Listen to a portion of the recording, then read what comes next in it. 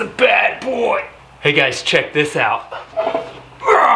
That's a 150-pound post vise. I'm gonna get it cleaned up with the wire wheel and let's put it to use.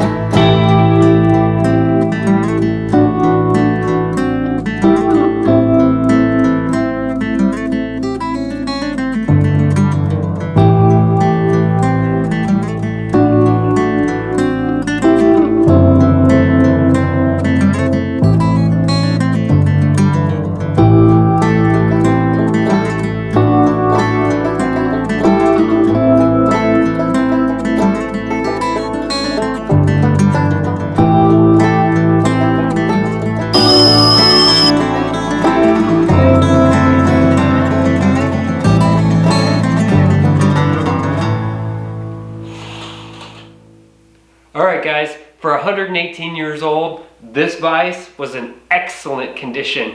I didn't even feel the need to completely break it down. All I did was clean it up with a wire wheel. I cleaned out the Acme threads, which looked mint by the way, and just threw some axle grease on there, and this thing's ready to see some work.